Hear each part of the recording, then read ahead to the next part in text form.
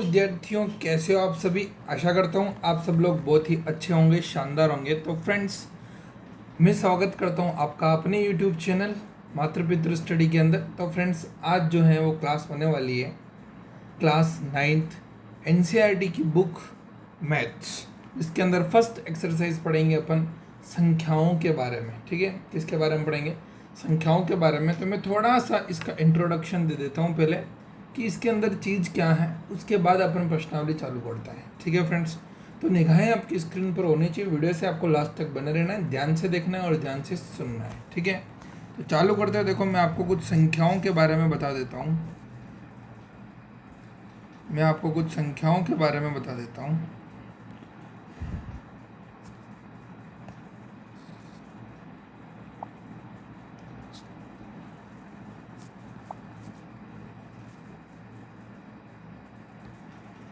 हाँ, फर्स्ट ये है, मैं आपको बताता हूँ कि पूर्ण संख्या क्या होती है। पूर्ण संख्याएं। दूसरा, पूर्णांक क्या होते हैं। तीसरा, अभाज्य संख्याएं कौन सी होती है। चौथा,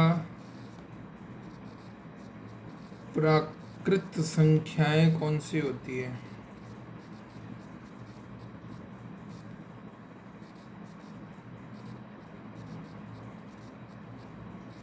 और पांचवा है आपका परिमेय संख्या कौन सी होती है। और छठा है अपरिमेय कौन सी होती है। ठीक है, ध्यान से सुनना और ध्यान से देखना, ये इम्पोर्टेंट है आपके लिए, ये सीखना जरूरी है। ठीक है,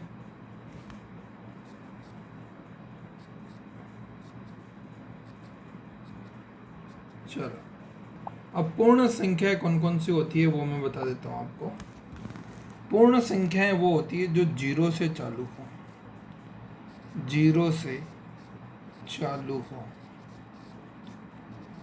जीरो से चालू हो का मतलब क्या होता है? 0, 1, 2, 3, 4, 5, 6, 7, ऐसे ऐसे ऐसे करके अनंत तक।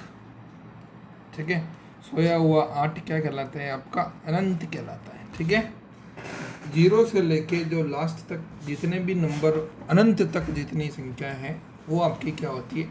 पूर्ण संख्याएं होती है। और अगर आपसे कोई पूछ ले पूर्णांक क्या होता है, तो पूर्णांक में माइनस वाली, कौन सी वाली? माइनस वाली संख्याएं, माइनस वाली संख्याएं भी शामिल होती है। माइनस वाली संख्याएं भी शामिल होती है। माइनस वाली संख्याएं भी क्या होती है? शामिल होती है। ठीक है, जैसे मान लो मैं लिख दूँ कि -1, -2, -3 ऐसे करके, या फिर यूँ लिखो, देखो जीरो से इधर 1, 2, 3 डैश डैश डैश अनंत तक, और इधर चलोगे तो -1, -2 डैश डैश डैश अनंत तक। ठीक है, तो ये पूरा जो पैटर्न है ये आपका क्या कहलाता है? पूर्णांक कहलाता है। यानी कि पूरे के पूरे अंक इसके अंदर आ गए हैं। ठीक है, फिर बात करते हैं अभाज्य संख्याएं कौन सी होती है। तो अभाज्य संख्या उसको बोलते हैं जिसमें खुद का या एक का भाग जाता है। खुद का या फिर एक का भाग जाता है। ठीक है, तो अभाज्य संख्या अगर मैं चालू करूँ 1 से, तो एक अभाज्य संख्या है क्या? तो उसको आप अभाज्य संख्या नहीं मानोगे। हमेशा अभाज्य संख्या जो है वो 2 से चालू होती है। यानी कि अगर आपसे कभी कोई पूछ ले कि सबसे छोटी अभाज्य संख्या कौन सी होती है, तो सबसे छोटी अभाज्य संख्या होती है 2। सबसे छोटी अभाज्य संख्या कौन सी होती है? 2 होती है। ठीक है, इसको क्या बोलोगे? सबसे छोटी अभाज्य संख्या। सबसे छोटी अभाज्य संख्या। ठीक है। दो है, एक तो दो के अंदर या तो खुद का भाग जाता है या फिर किसका जाता है, एक का। उसके बाद तीन भी है, क्योंकि तीन में भी या तो खुद का या फिर एक का जाता है। चार नहीं ले सकते हो क्योंकि चार के अंदर एक का भी जाता है, खुद का भी जाता है और दो का भी जाता है, ठीक है। पाँच ले लोगे, पाँच में भी यही सिस्टम है, सात में भी यही है, नौ में नहीं है, दस में नहीं है, फिर ग्यारह में है। इस तरीके से मामला जो है वो चलता रहता है कि जिसके अंदर या तो खुद का भाग जाए या फिर एक का भाग जाए, बस। इसके अलावा किसी का नहीं जाना चाहिए, ठीक है। और भाई साहब अगर प्राकृत संख्याओं की बात करी जाए तो प्राकृत संख्याएं जो होती है वो एक से चालू होती है। कहाँ से चालू होती है?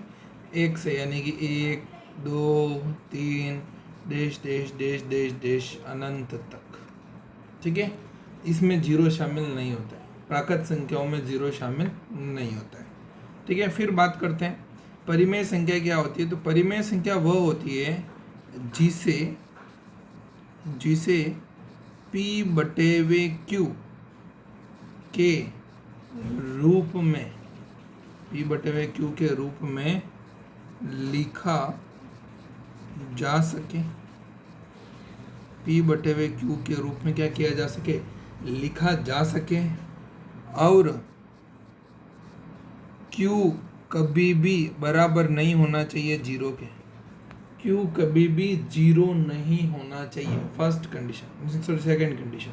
फर्स्ट ये है कि P बटे हुए Q के रूप में लिखा जा सके और कभी भी Q आपका जीरो नहीं होना चाहिए। जैसे मान लो मैं लिख दूँ 5/8। अब नीचे 8 आ रहा है, ऊपर 5 आ रहा है, तो इसको P बटे हुए Q में लिख दिया ना कि भाई ये तो मेरा P हो गया, ये मेरा Q हो गया, ठीक है। 5 मेरा P, 8 मेरा Q हो गया, और Q जीरो भी नहीं लग रहा है, तो मतलब ये आपकी कौन सी संख्या होगी? परिमेय संख्या होगी। अगर मान लो मैं ऐसे लिख दूँ तो 5/0, तो ये आपकी परिमेय संख्या नहीं है, ये आपकी परिमेय संख्या नहीं है भाई साहब। आई बात समझ में? क्योंकि इसमें नीचे क्या आ गया? जीरो आ गया। और अपरिमेय कौन सी होती है? तो वह संख्या जो परिमेय नहीं है वही अपरिमेय होती है। तो क्या लिखोगे कि जो परिमेय नहीं है, जो परिमेय नहीं है वही अपरिमेय होती है, वही अपरिमेय होती है। समझ गए? Getting my point? Okay friends, तो ये जो 6 पॉइंट थे ये आपको पहले समझने बहुत ही ज़रूरी थे, ठीक है। अपूर्ण संख्याएं क्या होती है? जो जीरो से चालू होती है। पूर्णांक क्या होता है? जिसमें माइनस वाले भी होती है। अबाध्य संख्या कौन सी होती है? जिसके अंदर या तो एक का या खुद का भाग जाता है। प्राकृत संख्या कौन सी होती है? जो एक से चालू होती है। परिमेय जिसको P बटे हुए Q में लिखा जाता है, Q लेकिन जीरो नहीं होता है। और अपरिमेय संख्याओं की बात करें तो जो परिमेय नहीं है वही अपरिमेय होती है। और एक चीज़ ध्यान रखना, आपका जो जीरो होता है ना, जीरो, सिर्फ जीरो, ये जीरो भी परिमेय संख्या है। क्या लिखोगे? जीरो भी परिमेय संख्या है, याद रखना, परिमेय संख्या है। जीरो भी क्या है आपका? परिमेय संख्या है। अब कैसे पता चला मेरे को ये परिमेय? लो, मैंने जीरो लिख दिया, इसके नीचे कुछ नहीं है, मतलब एक है। भाई जीरो में क्या होता है? भाई किसी संख्या के नीचे कुछ भी लिखा हुआ नहीं होता, मतलब एक तो होता ही है, ठीक है। तो अब देखो, जीरो के अंदर एक का भाग दोगे तो कितना आएगा? जीरो ही आएगा ना। तो यहाँ पर तो यही सिस्टम हो गया ना कि भाई ये P हो गया मेरा और ये Q हो गया, और यहाँ पर Q जीरो नहीं है, Q जीरो नहीं है, ठीक है। तो इसीलिए मैं क्या बोल सकता हूँ कि जीरो भी मेरा क्या होता है? एक परिमेय संख्या होता है। क्योंकि आप देखो, अब इसको इस तरीके से भी तो लिख सकते हो, 0/2, 0/3, कुछ भी लिखो ना, हमेशा जीरो आएगा, क्योंकि जीरो में किसी भी संख्या का भाग देते तो जीरो ही आता है, ठीक है, ठीक है। लेकिन जीरो का भाग अगर किसी में देते हैं, जैसे मान लो मैंने लिख दिया 5/0, तो ये नहीं होगा, क्योंकि इसके Q में जीरो आ गया, और Q कभी जीरो नहीं होना चाहिए। फर्स्ट बात तो ये। और एक चीज़ ध्यान रखना कि 5 में कभी भी जीरो का भाग नहीं दिया सकता। जीरो का पार्ट आता है आपको, जीरो एकम जीरो, जीरो दूनी जीरो, ऐसे ही, ठीक है। ये कभी भी आपकी परिमेय संख्या नहीं होगी। क्लियर है? ओके, अब चालू करते हैं अपन अपनी प्रश्नावली, ठीक है। तो क्वेश्चन लाते हैं, क्वेश्चन लेके आते हैं भैया।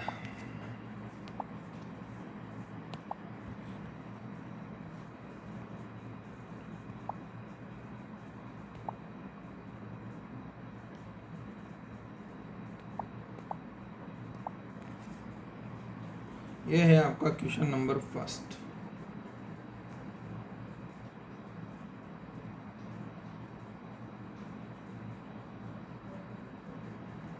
ठीक है, क्वेश्चन नंबर फर्स्ट, क्या शून्य एक परिमेय संख्या? अरे यार जो भी सीखा है वही वर्ष क्वेश्चन। क्या शून्य एक परिमेय संख्या है? क्या इसे p बटे क्यूब में लिखा जा सकता है जबकि p बटे क्यूब पूर्णांक है और q बराबर 0 नहीं है? ठीक है भाई, तो लिखोगे आप, क्या लिखोगे कि p जो है वो आपका क्या है, शून्य जो है वो क्या है आपका, आंसर क्या आएगा आपका यहाँ पर शून्य, शून्य यानी कि 0। शून्य एक परिमेय संख्या है। क्या लिखोगे? शून्य एक परिमेय संख्या है। इसे p बटे हुए q में भी लिखा जा सकता है, लिखा जा सकता है। इसे p बटे हुए q के रूप में भी लिखा जा सकता है। ठीक है, तो ये लिख लो भाई, ये ले लो 0/1, उदाहरण दे सकते हो आप 0/2, 0/3, 0/4 ETC। ये आपका हो गया आंसर, बस सिंपल आंसर। ठीक है, क्वेश्चन नंबर सेकंड लाते हैं। Question number second,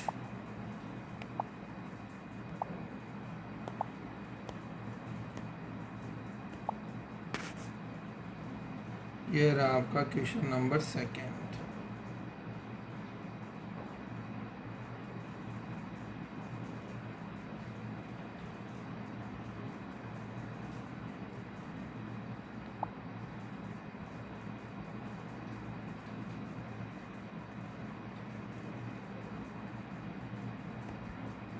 question number second दे रखा है कि 3 और 4 के बीच में 6 परिमेय संख्याएं ज्ञात कीजिए। देखो इसके दो तरीके हैं, 3 व 4 में 6 परिमेय संख्या निकालनी है। इसके बीच में 6 परिमेय संख्या। देखो इसका जो आंसर होगा ना, ये कभी भी आपकी जो बुक के पीछे जो उत्तरमाला होती है उससे मैच नहीं करेगा। ठीक है, ठीक है, और मैच करेगा तो उसका एक फिक्स तरीका है और वो अपन नहीं लगाएंगे। ठीक है, बहुत सारे 2-3 तरीके हैं इसको करने के, लेकिन जो सिंपल रहते हैं वही तरीके मैं आपको बताने की कोशिश करूँगा। ठीक है, 3 और 4 के बीच में आपको 6 परिमेय संख्या निकालनी है, तो आप निकाल सकते हो, ओबियसली क्यों नहीं निकाल सकते हो। चलो देखो, 3 और 4 के बीच में अगर मैं बात करूँ तो मैं ऐसे लिख सकता हूँ ना, 3, 3.1, 3.2, 3 3.3, 3.4, 3.5, 3.6, 3.7, 3.8, 3.9 और फिर आ जाएगा 4.0, क्योंकि 3 को क्या लिखा जा सकता है, 3.0 लिखा जा सकता है। 3 को आप क्या लिख सकते हो, 3.0, उसके बाद क्या चलेगा, 3.1, 3.2, 3.3, 3.4, 5, 6, 7, 8, 9 और फिर 4 आ जाएगा। तो देखो 3 और 4 के बीच में आपको कितनी संख्याएं मिल गई भाई, कितनी संख्या मिल गई आपको? टोटल 10 संख्या मिल गई है ना, 10 या 8, 2, 4, 6, 8, 9 संख्या मिल गई। ठीक है, कितनी संख्या मिल गई? 9 संख्या मिल गई। ठीक है, तो अब क्या करोगे आप, ये ले लो भाई, 9 संख्या मिल गई, इनमें से कोई सी भी आपको 5 उठानी है तो ये उठा लिया, लो 3.1, लो सर 3.2, लो सर 3.3, 3.4 और 3.5, ये हो गई परिमेय संख्या। अब देखो आप बोलोगे कि सर आपने तो बोला था परिमेय संख्या वो होती है जिसको आप बटे हुए में भी लिख सकते हो, यही बोला था ना, तो आप बटे हुए में भी लिख सकते हो और नीचे जो है वो आपका 0 नहीं होना चाहिए। तो ये लो, इसके नीचे 1 लगा दूँ, इसके नीचे 1 लगा दूँ, इसके नीचे 1 लगा दूँ, इसके नीचे 1 लगा दूँ, इसके नीचे 1 लगा दूँ, हो गई? हुई कि नहीं हुई बताओ? हो गए ना भाई, ये परिमेय संख्या तो है। ठीक है, जिसके नीचे कुछ नहीं है मतलब क्या हो जाएगा आपका, 1 हो जाएगा।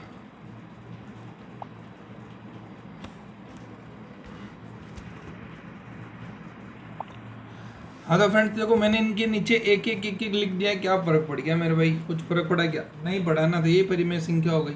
तो आप डायरेक्ट यही भी आंसर लिख सकते हो, 3.1, 3.1, 3.2, 3.3, 3.4, 3.5 आपका राइट आंसर है। ठीक है, इसके अलावा भी आप बहुत कुछ कर सकते हो। देखो चीज़ें वही हैं, कुछ भी चेंज नहीं होने वाला है। आप इनको यूँ भी तो लिख सकते हो, यहाँ से पॉइंट हटा दो, नीचे 10 लिखोगे। 10 क्यों लिखोगे? क्योंकि एक संख्या पहले पॉइंट लग रहा था तो नीचे 1 0 लगेगा। ये चीज़ मैंने आपको बता रखी है। यहाँ से पॉइंट हटाओ, नीचे 10 लगाओ, यहाँ से पॉइंट हटाओ, नीचे 10 लगाओ, यहाँ से पॉइंट लगाओ, नीचे 10 लगाओ। ये हो गया, लो ये और परिमेय संख्या हो गई। ठीक है, तो आप कुछ भी कर सकते हो यार, कोई दिक्कत नहीं है। गणित है, इसके बहुत सारे तरीके होते हैं सोल्व करने के। ठीक है, अब देखो, अब आती है आपको 3 और 4 के बीच में 6 परिमेय संख्या निकालनी है। तो एक और तरीका है। ठीक है, एक और तरीका कैसा है वो भी मैं आपको बता देता हूँ, ध्यान से सुनना। 3 व 4 में 6 परिमेय संख्या है।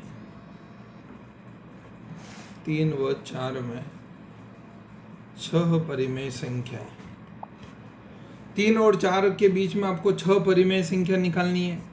6 परिमेय संख्या। ठीक है भाई साहब, तो अब देखो क्या करना है। ये 3 लिखा, ये 4 लिखा। ठीक है, इसके नीचे कुछ नहीं है तो 1 लगाओ, इसके नीचे कुछ नहीं है तो 1 लगाओ। आपको परिमेय संख्या कितनी निकालनी है? 6। तो 6 के जस्ट बाद में क्या आता है? 7 आता है कि नहीं आता है? यूँ बताओ, 7 आता है ना। तो आप क्या करो, इसको ऊपर भी 7 से गुणा करो और इधर नीचे भी 7 से गुणा करो। इधर भी ऊपर से 7 से गुणा करो, इधर भी 7 से गुणा करो। ऊपर नीचे दोनों तरफ आपको 7 से गुणा करना है। ठीक है, 6 निकालनी है इसलिए 7 से कर रहे हैं। 5 निकालनी होती तो 6 से करते। समझ रहे हो मैं क्या कह रहा हूँ? चलो अब यहाँ पर देखो, 7 का 3 से करोगे तो कितना आएगा? 21। 7 का 1 से करोगे तो कितना आएगा? 7। ठीक है भाई, 7 का 4 से करोगे तो कितना आएगा? 28। और 7 का 1 से करोगे तो कितना आएगा? 7।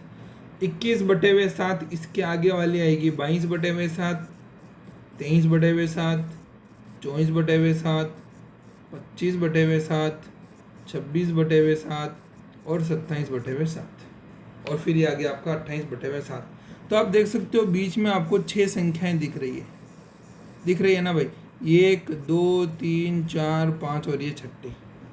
तो ये बीच वाला ये भी आपका आंसर है, यानी कि 22/7, 23, 24 वाला, 25, 26 और 27। That is your answer. ये भी आपका आंसर है। तो तरीके हैं भाई, आप कोई से भी लगा सकते हो जैसा आपको सूटेबल लगता है। मेरे हिसाब से सबसे बेस्ट मेथड यही है। ठीक है, क्योंकि वो ऊपर वाला तो एक सिंगल था, 3 से 4 का निकालना था, इसलिए अपन ने पॉइंट में कन्वर्ट करके लिख दिया। लेकिन जब बटे हुए में आ जाता है तो पॉइंट कैसे लगाओगे भाई, है ना? तब आपको थोड़ा डिफिकल्टी आएगी। तो मेरे हिसाब से सेकेंड वाला मेथड इज़ द बेस्ट। एक और है लेकिन वो तो बहुत ही टफ है। बहुत टफ तो क्या, मेरे लिए इजी है, लेकिन आपको बताऊंगा तो आप चकरा जाओगे। तो इससे सबसे बढ़िया यही रहने दो, है ना? ये कर सकते हो आप, कोई नंबर नहीं कटेगा आपके, है ना? और डिपेंड्स करता है, 9th क्लास है तो आपके टीचर के ऊपर डिपेंड करता है कि वो इसको राइट करता है या नहीं। तो आप एक बार करके बताओ उनको, राइट हो जाएगा। सिंपल है ना यार, आंसर चाहिए अपने हो जाएंगे। लेकिन तुम्हारे उत्तर माला में आंसर शायद ही मिलेंगे, है ना? ठीक है, चलो नेक्स्ट क्वेश्चन करते हैं। ये समझ में आ गया, क्वेश्चन नंबर 2 समझ में आ गया। क्वेश्चन नंबर 3 लाते हैं। चलो भाई आ जाओ, question number 3। Question number 3 this is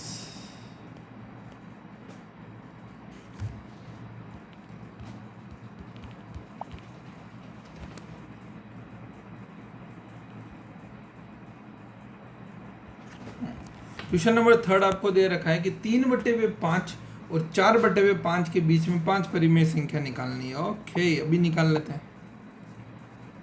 3/5 और 4/5 के बीच 5 परिमेय संख्या। 5 परिमेय संख्या सिंपल है। ये लिख दिया 3/5 और ये लिख दिया 4/5। अब आपको पता है कि बीच में 5 परिमेय संख्या निकालनी है, तो ऊपर नीचे 6 से गुणा करोगे। 5 निकालनी होती है तो किससे करते हो? 6 से करते हो ना भाई। ये कर दिया 6 से। 6 को 3 से गुणा करोगे तो कितना आएगा 18, और 6 को 5 से गुणा करोगे तो कितना आएगा 30। इधर 6 को 4 से गुणा करोगे तो कितना आएगा 24, और 6 पंजे 30। अब 18 के बाद में क्या आएगा 19/30, फिर आएगा 20/30, फिर आएगा आपका 21/30, फिर आएगा आपका 22/30, और फिर आएगा आपका 23/30, 24/30 तो पहले से ही है, ठीक है। तो that is your answer, understand भाई। ये वाला, ये वाला, ये वाला, ये वाला और ये वाला, ये पांचों आपके आंसर हो गए, क्योंकि 5 परिमेय संख्या निकालनी थी तो हमने निकाल दी। थर्ड आंसर कितना सिंपल हो गया भाई, बहुत सिंपल हो गया ना, ठीक है। चलो नेक्स्ट एंड लास्ट क्वेश्चन लाते हैं स्क्रीन पर।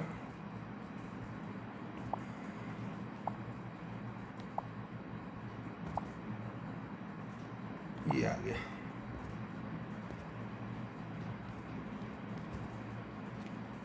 ये डन बटन काम क्यों नहीं कर रहा है भाई, इसको क्या हो गया। अच्छा ओके, ये लीजिए आपका क्वेश्चन आ गया है, ठीक है। क्वेश्चन नंबर 4 का फर्स्ट क्वेश्चन आपको दिया है कि क्या प्रत्येक प्राकृत संख्या एक पूर्ण संख्या होती है। क्या कोई भी प्राकृत संख्या एक पूर्ण संख्या होती है। प्राकृत संख्या कौन सी होती है, अभी बताया था ना 1 2, इसीलिए तो सबसे पहले बताया भाई 1 से चालू होने वाली। क्या 1 से चालू होने वाली जितनी भी संख्याएं होती है क्या वो पूर्ण संख्या भी होती है। होती है ना यार, पूर्ण 0 से चालू होता है, क्या फर्क पड़ गया। लेकिन 1 2 3 4 5 भी तो उसी में आ रहा है ना, तो पहले में क्या लिखोगे, हाँ, क्या लिखोगे, हाँ। हाँ, प्रत्येक प्राकृत संख्या एक पूर्ण संख्या होती है। क्लियर है। प्राकृत संख्या क्या होती है, 1 2 3 4 5 6 7 8 9 लास्ट तक, ठीक है। तो क्या वो पूर्ण संख्या भी है। अरे हाँ भाई, पूर्ण संख्या भले 0 से चालू हो, लेकिन 1 2 3 4 5 देश देश देश देश देश ये भी तो इसके अंदर आ रहा है ना, ठीक है। लेकिन मैं ये नहीं कह सकता कि प्रत्येक पूर्ण संख्या आपकी प्राकृत हो जाए, ऐसा जरूरी नहीं है। क्योंकि प्रत्येक पूर्ण संख्या तो प्रत्येक में तो 0 भी तो आता है, तो क्या 0 एक प्राकृत संख्या है क्या, नहीं है। सिंपल यार, दिमाग लगाओ सब कुछ हो जाएगा। क्वेश्चन नंबर 2 देखिए आप। सेकंड क्या होगा कि प्रत्येक पूर्णांक का मतलब माइनस में चलने वाला है ना।